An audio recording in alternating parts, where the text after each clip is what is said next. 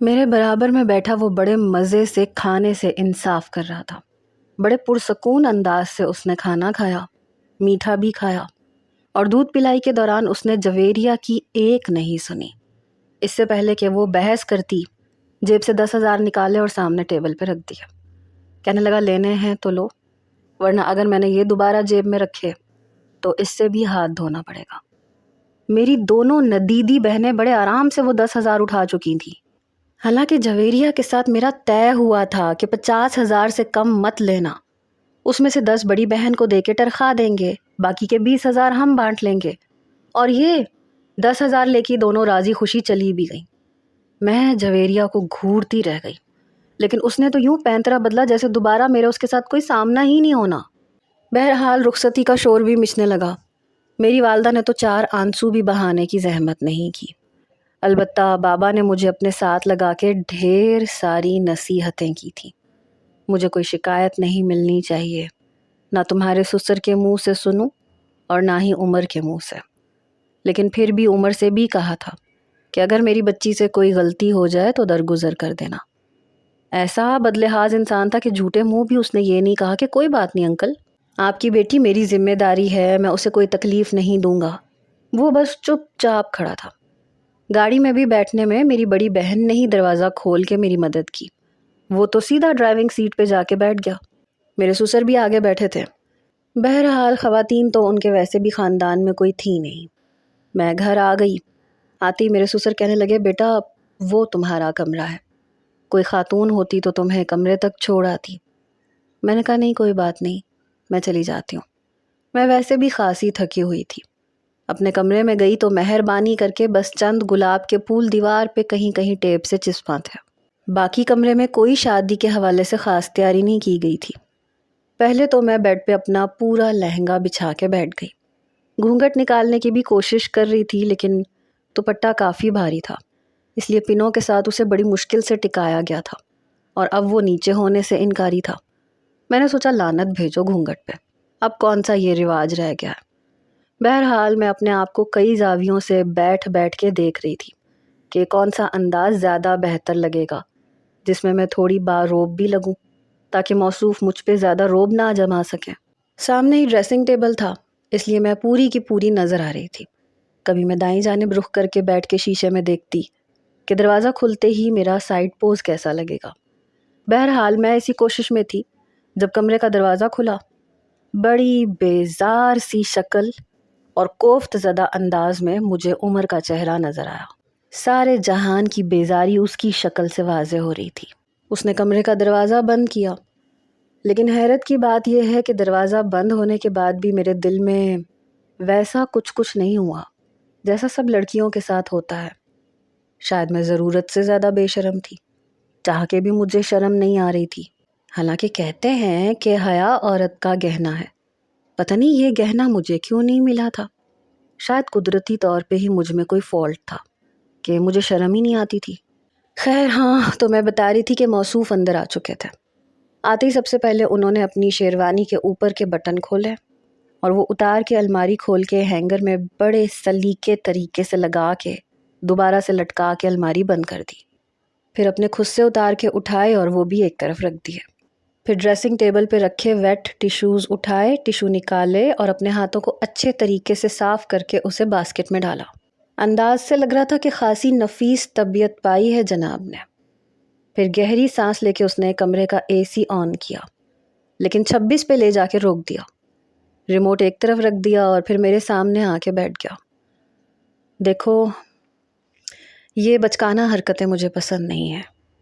میں پہلے ہی تمہیں سمجھا چکا ہوں، اور تم نے اپنی بہنوں سے کیا کہنا ہے کیا نہیں، مجھے اس سے کوئی سروکار نہیں ہے، جو چاہے کہو۔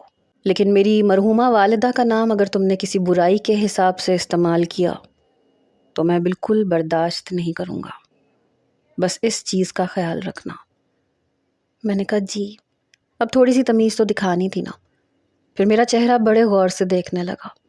شاید میری خوبصورتی کا تھوڑا سا جادو اس پہ چل گیا تھا، کیونکہ اس کے بعد اس نے مجھ سے کچھ نہیں کہا۔ سب سے پہلے تو اس نے جیب سے ایک مخملی ڈبیا نکالی اور میری گود میں دھرے ہاتھوں پہ رکھ دی۔ میں نے کہا یہ کیا ہے؟ کہنے لگا روح دکھائی۔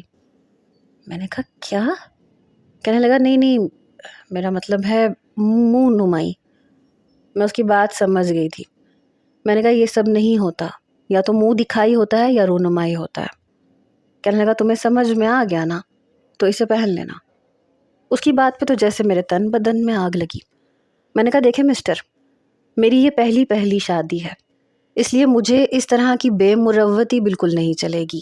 ہر چیز کا ایک طور طریقہ ہوتا ہے، اپنے ہاتھ سے پہنانی ہے تو پہنائیں، ورنہ رکھیں اپنے پاس۔ میں نے ڈبیا پکڑی اور اس کی گود میں رکھ دی۔ اس نے مجھے بڑے غصے سے دیکھا، پھر شاید ضبط کرنے کی کوشش کی، گہری سانس لی، وہ بھی آنکھیں بند کر کے، شاید اپنے آپ کو اعتدال پہ لانے کی کوشش کر رہا تھا۔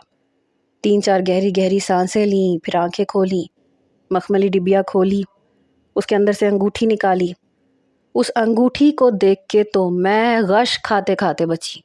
سونے کی باریک سی انگوٹھی، اور اس پہ لگا چھوٹا سا نگ۔ لگ رہا تھا جیسے انگوٹھی کے نام پہ کسی نے مجھ سے بہت گھٹیا مذاق کیا ہو۔ جیسے اس نے انگوٹھی میری انگلی میں پہنائی، جسے میں نے بڑے غور سے دیکھا، تو کہنے لگا اصلی ڈائمنڈ کی ہے۔ میں بڑے غور سے دیکھنے کی کوشش کر رہی تھی کہ یہ اتنا پدو سا سفید نگ، کیا یہ ڈائمنڈ ہے؟ اس سے تو بہتر تھا وہ مجھے اچھی سی سونے کی انگوٹھی پہنا دیتا۔ اس ڈائمنڈ کا احسان میرے سر پہ کرنے کی کیا ضرورت تھی، جو مجھے مشکل سے ہی نظر آ رہا تھا۔ میرا دل جل کے خاک ہوا تھا۔ کہنے لگا دیکھو، اسے ہر وقت پہننے کی ضرورت نہیں ہے۔ یہ نہ ہو کہ تم برتن دھو تو ڈائمنڈ نکل کے سنک کے اندر گر جائے اور گٹر میں چلا جائے۔ پتہ ہے نا ڈائمنڈ کی قیمت کیا ہوتی ہے؟ بہت مہنگا ملتا ہے۔ میں تو فی الحال اس باریک سی انگوٹھی میں ڈائمنڈ ہی نہیں ڈھونڈ پائی کہ جب مجھے دوسرا دھچکا لگا، یعنی برتن مجھے دھونے پڑیں گے۔ جویریہ کی بچی تو کہہ رہی تھی کہ ہر کام کی ملازمہ ہوگی گھر پہ، کیونکہ ساس صاحبہ تو ہیں نہیں، اس لیے سارے کام تو ملازمہ ہی کرتی ہوگی، تمہیں تو کچھ کرنا نہیں پڑے گا۔ اور یہاں یہ شخص بیٹھا باتوں باتوں میں مجھے یہ سنا چکا تھا کہ برتن مجھے دھونے پڑیں گے۔ میں نے اپنے نازک سے خوبصورت سے ملائم سے ہاتھ دیکھے، جو اس وقت مجھے جونا جالی سے کچھ زخمی سے محسوس ہو رہے تھے۔ میں نے بمشکل خود کو جھٹکا۔ کہنے لگا دیکھو، ہمارے گھر میں کوئی خاتون نہیں ہے، اور یہ بات میرے ابا نے پہلے ہی تمہارے گھر والوں کو بتا دی تھی، اس لیے یہ توقع مت رکھنا کہ 15 دن تمہاری خدمت گزاری کی جائے گی، یا جب تک تمہاری مہندی کا رنگ پھیکا نہیں ہوگا تو تمہیں کوئی کام نہیں کرنا پڑے گا۔ یہ فضول سی رسمیں ہمارے گھر پوری نہیں کی جائیں گی۔ بابا شوگر کے مریض ہیں، اور انہیں ناشتہ صبح چاہیے ہوتا ہے، تقریباً 9 بجے، اور میں بھی اسی وقت آفس جاتا ہوں۔ دوپہر کا کھانا تم بابا سے پوچھ کے بنا لیا کرنا، البتہ رات کے لیے مینیو میں تمہیں دے کے جایا کروں گا۔ جیسے جیسے وہ باتیں کر رہا تھا، مجھے اپنا دل بیٹھتا ہوا محسوس ہو رہا تھا۔ ایک دم سے میرا ہاتھ سینے پہ گیا تھا جب اس نے کہا کہ شادی کے ہنگامے کی وجہ سے پچھلے 8 دن سے کپڑے نہیں دھلے۔ مجھے لگا مجھے اگلا سانس ہی نہیں آئے گا۔ کمینی خود غرض مجھ سے کہہ رہی تھی کہ تمہیں تو کچھ کرنا ہی نہیں پڑے گا، بڑے مزے سے نیند پوری کرنا، موجے مارنا، گھر میں کوئی ذمہ داری نہیں ہے۔ اور یہ شخص جو بم پہ بم میرے سر پہ پھوڑ رہا تھا، مجھے اپنا سانس رکتا ہوا محسوس ہونے لگا تھا۔ میں نے تو زندگی میں کبھی لانڈری ایریا کا چکر تک نہیں لگایا تھا کہ ملازمہ کپڑے دھوتی کیسے ہے۔ مجھے یوں سینے پہ ہاتھ رکھے اس نے دیکھا تو کہنے لگا کیا ہوا، طبیعت تو ٹھیک ہے تمہاری؟ میں نے کہا وہ مجھے پانی پینا ہے۔ ٹینشن تو جیسے اب شروع ہوئی تھی مجھے۔ ایک تو میں ویسے بھی ہال میں کچھ کھا کے نہیں آئی تھی، اوپر سے عمر کی باتوں نے جو بم میرے سر پہ پھوڑنے شروع کیے تھے، میرا پریشان ہونا تو بنتا تھا۔ وہ کہنے لگا اچھا میں پانی لے کے آتا ہوں۔ وہ کمرے سے باہر چلا گیا اور مجھے اپنی قسمت پہ رونا آنے لگا۔ بھلا یہ بھی کوئی بات تھی؟ ہمارے ساتھ تو دھوکا ہو گیا۔ ہمیں تو اس دھوکے میں رکھا گیا کہ گھر میں صرف 2 مرد ہیں، تو ظاہر سی بات ہے کہ سارا کام ملازمہ کرتی ہوگی۔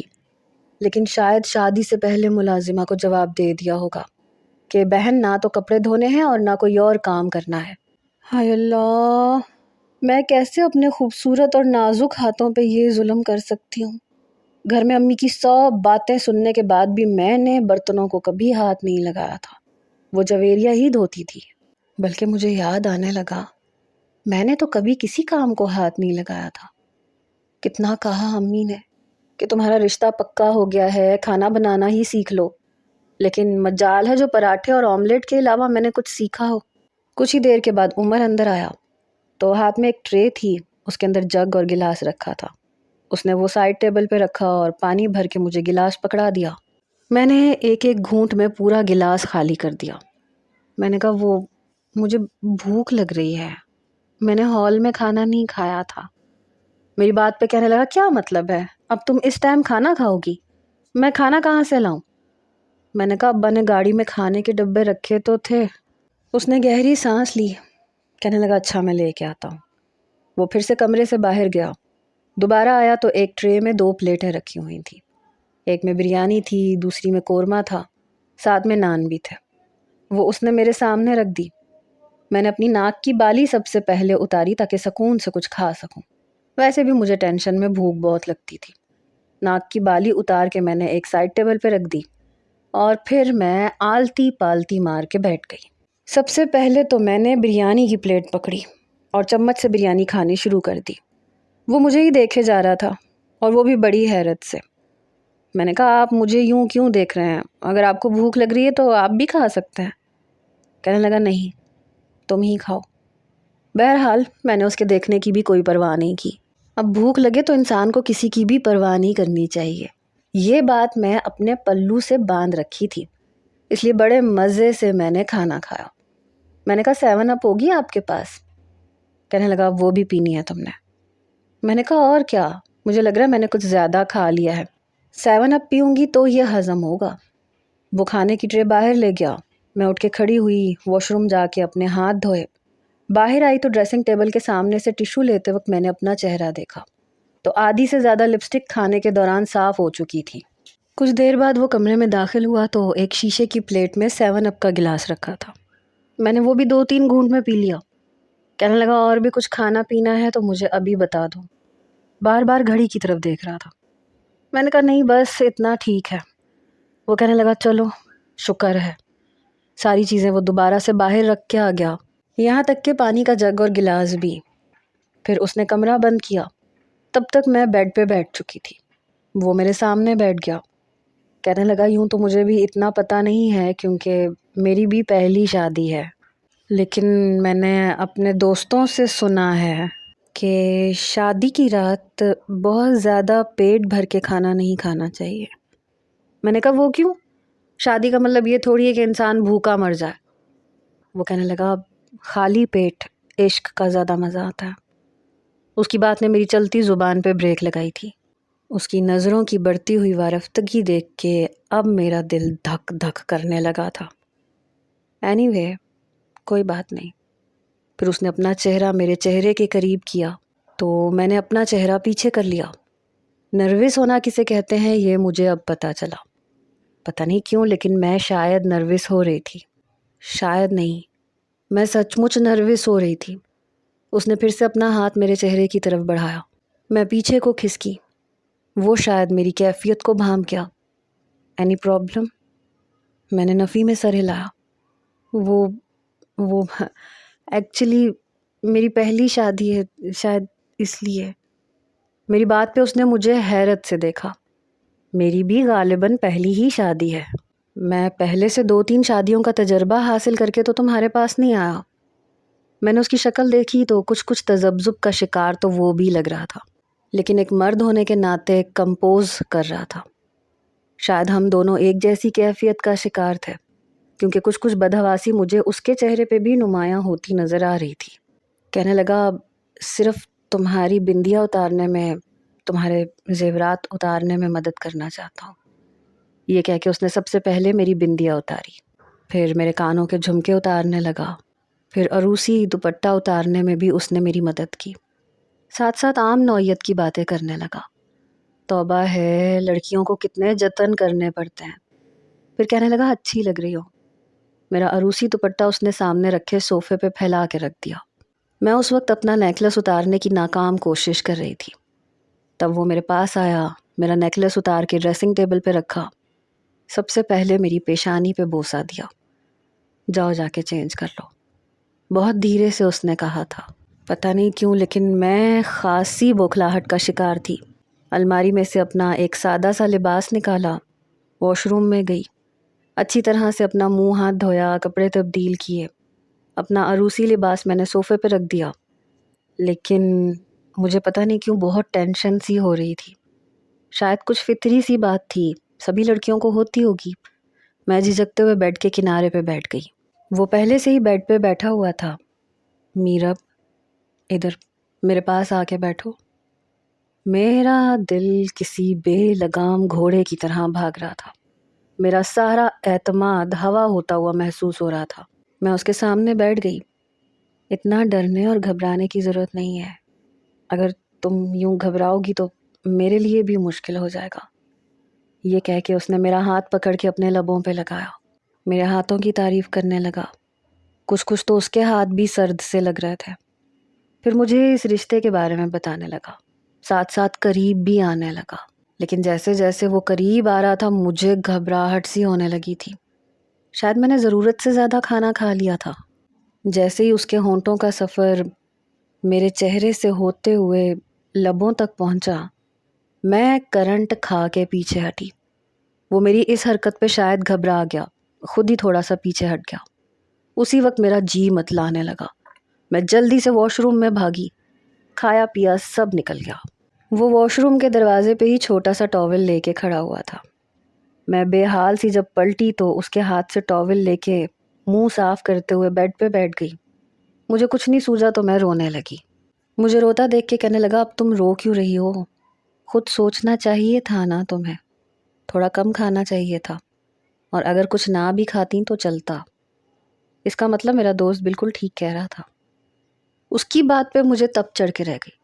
ایک تو میرا سب کچھ کھایا پیا نکل گیا، اوپر سے میں نڈھال سی ہو کے رہ گئی، اور اسے اپنے دوست کی باتیں یاد آ رہی تھیں۔ بڑا عجیب شخص تھا۔ میں نے کہا، آپ کو کسی کی تکلیف کا کوئی احساس نہیں ہے؟ کہنے لگا، اچھا ٹھیک ہے، تم ریلیکس کرو۔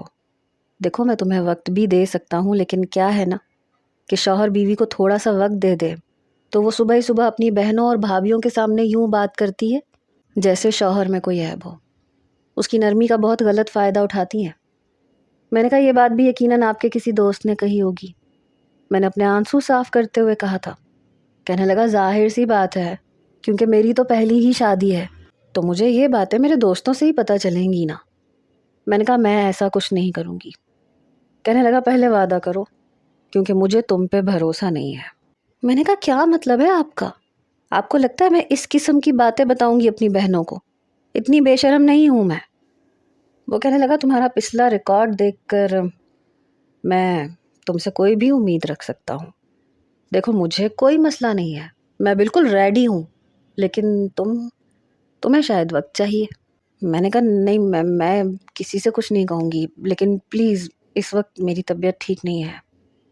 کہنے لگا، ٹھیک ہے، تم آرام کر سکتی ہو۔ وہ شاید یہی سننا چاہتا تھا۔ میرا تکیہ مجھے درست کر کے دیا۔ کہنے لگا، لیٹ جاؤ۔ جیسے ہی میں لیٹی اس نے لائٹ بند کی اور سو گیا۔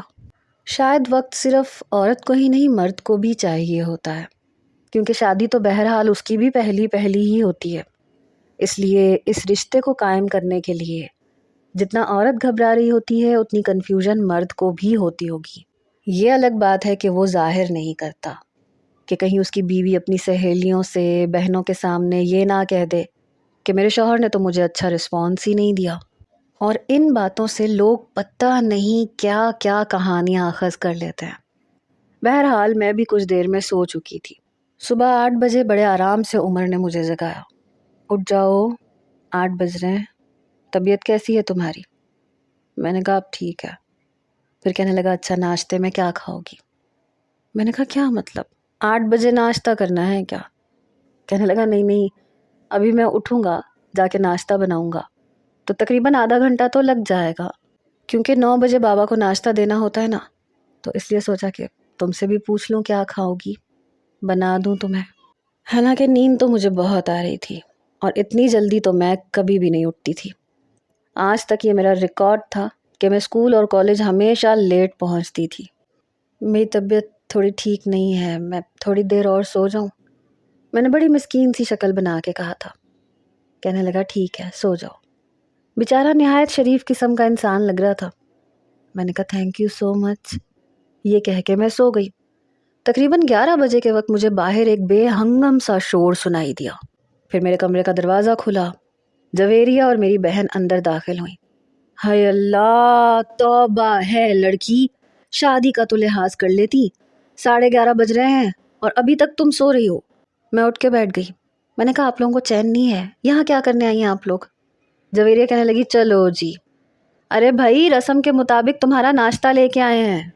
अम्मी तो सुबह 9 बजे भेज रही थी कि तुम्हारे ससुर को शुगर है, वो नाश्ता जल्दी करते हैं, लेकिन हमने फिर भी देर लगा दी कि मोहतरमा जल्दी नहीं उठेंगी। शायद 10 बजे उठ जाएं तो हम 11:30 जाएंगे ताकि तुम कुछ तैयार मिलो। और यहाँ मोहतरमा की सुबह ही नहीं हो रही है। चलो जल्दी से उठो, तैयार होके बाहर आओ। हम लोग पिछले 15-20 मिनट से बाहर बैठे हुए हैं। मैंने कहा अच्छा आती हूँ। क्या था, आप लोग 2 घंटे और लेट आ जाते, मेरी नींद पूरी हो जाती। मेरी बहन कहने लगी अब नींद पूरे होने का तुम सोचो ही मत। शादी के 1-1.5 माह तक तो शौहर नींद पूरी ही नहीं होने देता। जवेरिया कहने लगी आप ही ज़रा इस बात का भी ख्याल रखें, एक कुंवारी लड़की भी इस कमरे में मौजूद है। ये सुन के मेरी बड़ी बहन हंसने लगी। मुझे कहने लगी चलो जल्दी से तैयार हो के आओ, हमने भी अभी नाश्ता नहीं किया, तुम्हारे साथ ही करेंगे। ये कह के वो बाहर चली गई। मैं मुँह हाथ धो के बाहर आई, मेकअप भी किया। बाहर आके अपने ससुर को सलाम किया। वो मुझे दुआएं देने लगे। कहने लगे उमर कह रहा था तुम्हारी तबीयत ठीक नहीं है, अब कैसी तबीयत है? मैंने कहा जी अब ठीक हूँ। मेरी बहनें बेकरी का सारा सामान और साथ में हलवा पूरी और पता नहीं क्या क्या लाई थी। अम्मा ने काफ़ी एहतमाम करके दिया था। किचन में खटपट की आवाज़ में बड़ी बड़ी बहन किचन में चली गई। अरे उमर भाई, ये आप क्या कर रहे हैं? अरे आप जाके नाश्ता करें, मैं चाय बना देती हूँ। नहीं नहीं, मैं बस बना लूँगा, आप बैठे। और वैसे भी मैं चाय खासी अच्छी बनाता हूँ, यकीन नहीं आता तो बाबा से पूछ लें। बहरहाल मेरी बहन बाहर आ गई। मैंने तो नाश्ता शुरू भी कर दिया था, क्योंकि वैसे भी रात का खाया पिया तो निकल चुका था और अब भूख बहुत लग रही थी। कुछ ही देर में उमर हमारी चाय लेके भी आ गया। उसने टेबल पे रखी, सबको चाय दी। खासा सलीकामंद किस्म का नौजवान था। बहरहाल नाश्ते के बाद मेरी बहनें जा चुकी थीं और मुझे उमर ने वलीमे के लिए तैयार होने के लिए पार्लर छोड़ दिया था। शादी का हंगामा भी ख़त्म हो गया। 3 दिन तक तो मैंने किसी काम को हाथ नहीं लगाया।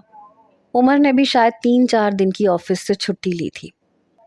इन 3-4 दिनों में उमर ने मुझे कराची शहर की मुख्तलिफ सैरगाहों की सैर करवाई। हम लोग नाश्ता करके निकल जाते थे, रात को वापस आते थे। अलबत्ता दोपहर का खाना उमर अपने वालिद के लिए ख़ुद तैयार करके जाता था और वापसी में रात का खाना हम जिस होटल में खाते बाबा के लिए भी पैक करवा लेते थे। लेकिन कहते हैं ना कि 4 दिन की चांदनी और फिर वही अंधेरी रात। जिस दिन उमर ने ऑफिस जाना था, कहने लगा कि सुबह से सब कुछ तुम संभालोगी। मैंने कहा हाँ ठीक है। वैसे भी उसने 3-4 दिन मेरे बहुत नखरे उठाए थे। अगले रोज़ मैंने अलार्म लगाया, लेकिन फिर भी अलार्म कब बज के बंद हुआ मुझे नहीं पता। अलबत्ता उमर ने मुझे जगाया, प्लीज़ मेरे कपड़े प्रेस कर दो। वो आधी नींद में था। मैंने कहा क्या मतलब, क्या कपड़े धोबी के पास नहीं जाते? कहने लगा नहीं, तुम्हारा शौहर इतना अमीर नहीं है, सब कुछ घर पे ही होता है। ये सुन के मेरी आंखें खुली। मैंने कहा सब कुछ से क्या मतलब? कहने लगा सब कुछ से मतलब सब कुछ, सफाई, धुलाई, इस्त्री, खाना बनाना, सब कुछ। वो अभी भी नींद में था। मैंने कहा इस बात का क्या मतलब है? मैं इतना सारा काम नहीं कर सकती। मेरी बात सुन के उसकी आंखें खुली। क्या मतलब काम नहीं कर सकती? ये सब काम तो लड़कियों को आते हैं और वही करती हैं, और हमारे घर में ज़्यादा काम होता भी नहीं है। अफराद ही कितने हैं, बस मैं और बाबा। मैंने कहा हाँ, लेकिन हमारे घर में हर काम के लिए मुलाजिमा है। कहने लगा तो होगी, हमारे घर में नहीं है, और मैं मुलाजिमा अफोर्ड भी नहीं कर सकता। एक ही चीज़ अफोर्ड कर सकता था, या तो बीवी या मुलाजिमा। और बाबा ने कहा कि उन्हें मुलाजिमा के हाथ का खाना पसंद नहीं है, उसी से सर खुजाती है, उसी से खाना बनाएगी, और ऐसा खाना वो नहीं खा सकते। इसलिए मैंने सोचा कि चलो शादी कर लेता हूँ। अब जाओ ना यार, कपड़े प्रेस कर दो। ये कह के वो करवट बदल गया। उसकी बात सुन के मुझे लगा जैसे मैं इस घर में किसी मुलाजिमा की हैसियत से लाई गई हूँ। یعنی کہ اگر آپ کو صاف ستھری نوکرانی چاہیے تو آپ شادی کر لیں۔ بھلا یہ کیا بات ہوئی؟ ایک تو میں ویسے ہی کام چور، کام کرتے ہوئے مجھے موت آتی تھی، چاہے وہ صفائی ستھرائی ہو یا پھر کھانا بنانا۔ مجھے یہ سب کام زہر لگتے تھے۔ مجھے بس گھومنا پھرنا اور سونا پسند تھا اور کھانا پسند تھا۔ میں اٹھ کے کھڑی ہوئی، اپنے بالوں کا جوڑا بنایا، پہلے نہا دھو کے فریش ہوئی، پھر الماری میں سے عمر کے کپڑے نکال کے پریس کیے۔ جب تک میں نے کپڑے پریس کیے وہ نہانے جا چکا تھا۔ بے دلی سے میں نے اس کے کپڑے بیڈ پہ پھینکے اور ناشتہ بنانے کے لیے کچن میں چلی گئی، کیونکہ 9 بجے سے پہلے میرے سسر نے ناشتہ کرنا ہوتا تھا اور وہ اٹھ کے چھوٹے سے ڈائننگ ٹیبل کے سامنے بیٹھ چکے تھے۔ میں ان سے پوچھنے لگی کہ آپ کیا ناشتہ کریں گے؟ کہنے لگے بس 1 کپ چائے، ساتھ میں مکھن ٹوسٹ دے دو اور 1 انڈا بوائل کر دو۔ خیر اتنا تو میں کر ہی سکتی تھی۔ میں نے ناشتہ اپنے سسر کو بنا کے دے دیا۔ ابھی میں ان سے یہی پوچھ رہی تھی کہ عمر ناشتے میں کیا کھاتا ہے، تبھی کمرے سے عمر کی آواز سنائی دی۔ میں کمرے میں گئی تو تولیہ باندھے ہوئے مجھے بڑے غصے سے دیکھ رہا تھا، ہاتھ میں اپنی شرٹ پکڑی ہوئی تھی۔ اسے تم استری کہتی ہو؟ ایسے کپڑے استری کرتے ہیں؟ میں نے جمائی روکتے ہوئے کہا ہاں تو کیا ہوا، اچھی تو استری کی ہے، مجھے تو اس میں کوئی نقص نظر نہیں آ رہا۔ کہنے لگا میں پہلے ہی لیٹ ہو رہا ہوں یار، اس طرح سے تو استری نہیں کرتے۔ یہ دیکھو کالر دیکھیے تم نے، لگتا ہے کالر پہ استری نہیں پھیری، اور یہ کف دیکھ رہی ہو بالکل نچڑے ہوئے ہیں۔ میں نے کہا اتنے بھی برے نہیں ہیں، ایک تو آتے ہی آپ نے مجھے کام پہ لگا دیا۔ یہ کہہ کے میں نے موٹے موٹے ٹسوے بہانے شروع کر دیے۔ اس بیچارے کو نرم پڑنا پڑا۔ کہنے لگا اچھا ٹھیک ہے، میں آج پہن جاتا ہوں، لیکن دیکھو کل سے مجھے اس طرح کے کپڑے بالکل نہیں پہننے ہیں۔ اور تم نے نہ میری ٹائی نکال کے رکھی ہے، نہ بیلٹ نکالی ہے، نہ میرے جوتے پالش کیے ہیں، میری گھڑی میرا بٹوا کچھ بھی نہیں رکھا۔ میں نے کہا تو آپ کو نہیں پتا کہ آپ کی یہ سب چیزیں کہاں پڑی ہیں؟ میں آپ کا ناشتہ بناؤں یا میں یہ ساری چیزیں اکٹھی کر کے دیتی رہوں؟ اتنا تو آپ خود بھی کر سکتے ہیں۔ کہنے لگا تو پھر میں تمہیں کیوں لایا ہوں؟ اسی لیے لایا ہوں نا تاکہ یہ سب کام تم کرو، پہلے میں خود ہی کرتا تھا نا۔ میں نے کہا تو پھر آپ کیوں اپنی عادتیں خراب کر رہے ہیں؟ میرے آنے کا مطلب یہ نہیں ہے کہ آپ اپنی عادتیں خراب کر لیں۔ مجھے نہیں پتا، میں ناشتہ بنانے جا رہی ہوں، اپنی چیزیں خود ہی سمیٹا کریں۔ میں کمرے سے باہر آ گئی، کچن میں آئی، بمشکل انڈے فرائی کیے، بریڈ سلائس ٹوسٹر میں ہی گرم کیے، چائے بنائی۔ جب باہر آئی تب تک وہ تیار ہو کے ٹیبل پہ بیٹھ چکا تھا، ماتھے پہ بل تھے، میں اس کے برابر میں بیٹھ گئی۔ بہرحال ناشتہ کرنے کے بعد کہنے لگا وہ بابا کی میڈیسن ان کے کمرے میں پڑی ہے اور میرے بابا میڈیسن کھانے میں بہت آلسی پن کرتے ہیں، تم پلیز میڈیسن انہیں اپنے سامنے کھلانا، ان کے ہاتھ میں رکھنا۔ میں نے کہا ہاں ٹھیک ہے، اور ہاں رات کو بریانی بنا لینا۔ یہ سن کے میری آنکھیں پوری کی پوری کھلی تھی، کیونکہ مجھے بریانی بنانی نہیں آتی تھی، بلکہ مجھے کچھ بھی بنانا نہیں آتا تھا۔ پھر وہ اٹھ کے کھڑا ہو گیا، اپنا لیپ ٹاپ کا بیگ پکڑا، جانے سے پہلے کہنے لگا بابا آپ میرب کو اپنی میڈیسن کا بتا دیجئے گا، اور جو بھی دوپہر کو کھانا ہے وہ بھی بتا دیجئے گا۔ کہنے لگے اچھا بتا دوں گا، تم کیا بچی کے سر پہ سوار ہو گئے ہو۔ جانے سے پہلے پھر رک گیا، پلٹ کے مجھے دیکھا اور کہنے لگا اور ہاں آج سارے کپڑے دھو لینا، بہت کپڑے جمع ہو گئے ہیں، مجھے تو لگ رہا ہے اب میرے پہننے کے لیے بھی کپڑے نہیں بچے۔ یہ سن کے مجھے چکر سا آیا تھا۔ میں نے چائے کا آخری گھونٹ ختم کیا۔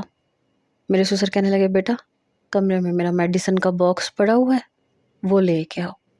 میں وہ لے کے آ گئی۔ پھر مجھے بتانے لگے کہ کون سی دوائی انہوں نے صبح ناشتے کے بعد کھانی ہے، کون سی دوپہر کو، کون سی رات کو۔ جب انہیں پتا تھا کہ انہیں کون کون سی دوائیاں کھانی ہیں تو مجھے بتانے کی کیا ضرورت تھی؟ بہرحال اب میں انہیں تو کچھ کہہ نہیں سکتی تھی۔ میں نے پانی دیا اور انہوں نے میڈیسن کھا لی۔ پھر ٹی وی لگا کے بیٹھ گئے، خبریں سننے لگے۔ میں کچن میں آئی، پٹخ پٹخ کے برتن دھوئے، ساتھ میں اپنے آنسو بھی صاف کر رہی تھی۔ بھلا یہ بھی کوئی زندگی ہے؟ کچن صاف کرنے کے بعد میں نے فریج میں سے چکن نکالا، 2-4 کیبنٹ کھول کے دیکھنے میں ہی یہ پتہ چل گیا تھا کہ کیا چیز کہاں پڑی ہے۔ پھر میں نے باہر آ کے ٹیلی فون سے اپنے گھر پہ فون کیا۔ شکر تھا کہ فون جویریہ نے ہی اٹھایا۔ کہنے لگی کیسی ہو بجو؟ میں نے کہا بہت بری ہوں، یہ بتاؤ بریانی کیسے بناتے ہیں؟ میں نے ہاتھ میں پین اور کاپی بھی پکڑ رکھی تھی۔ وہ ہنسنے لگی، میں نے کہا جویریہ کی بچی دانت کم نکالو۔ اس نے مجھے پوری ترکیب بتائی، حالانکہ میں نے بالکل ٹھیک اسی ترکیب سے بریانی بنانی شروع کی تھی۔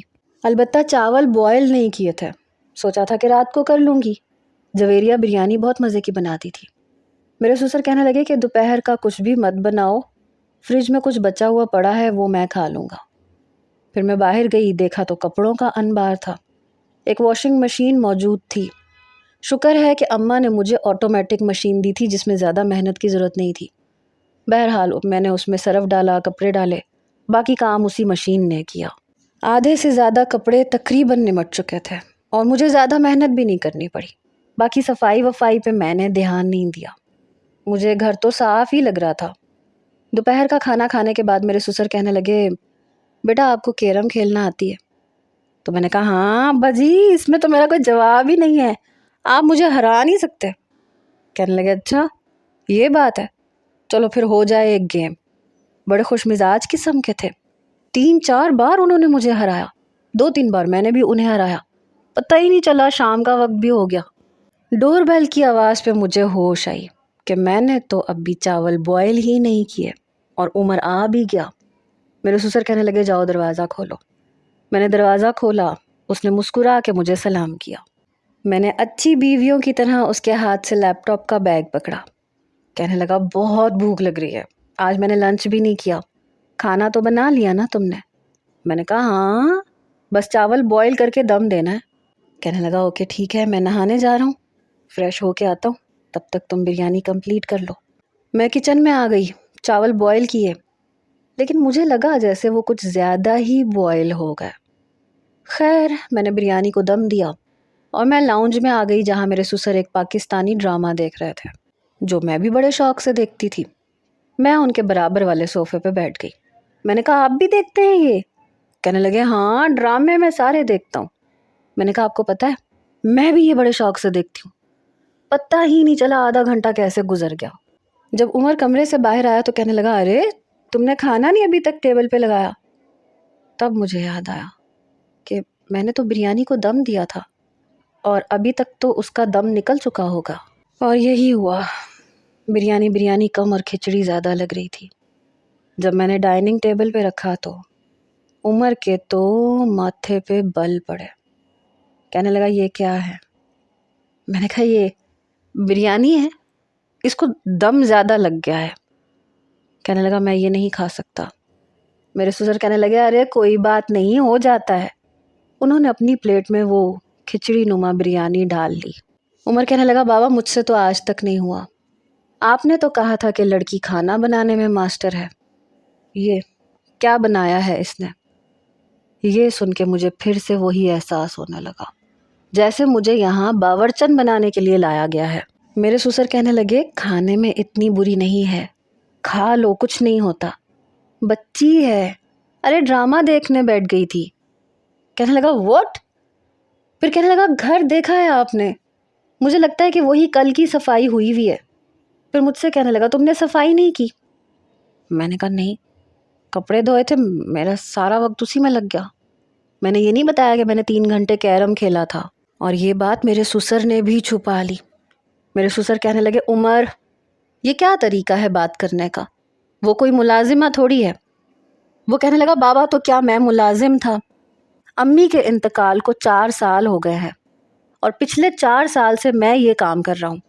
آپ نے کیا کہا تھا مجھ سے کہ بچی بڑی سلیقہ مند ہے، کھانے بہت اچھے بناتی ہے۔ کمرے کا حشر دیکھیں جا کے، جیسا صبح چھوڑ کے گیا تھا ویسے کا ویسے پڑا ہوا ہے۔ وہ بات یوں کر رہا تھا جیسے اس کی بیوی کم اور ملازمہ کی ضرورت اسے زیادہ تھی۔ میں اٹھ کے کھڑی ہو گئی۔ میرے سسر کہنے لگے بیٹا کھانا کھاؤ۔ میں نے کہا نہیں مجھے نہیں کھانا، آپ لوگوں کو بہو کی اور بیوی کی نہیں بلکہ آپ کو اس گھر میں ملازمہ کی ضرورت تھی۔ یہ کہہ کے میں اپنے کمرے میں آ گئی، لیکن میں نہیں جانتی تھی کہ عمر کا جو روپ اب مجھے دیکھنے کو ملے گا وہ یکسر مختلف ہوگا، کیونکہ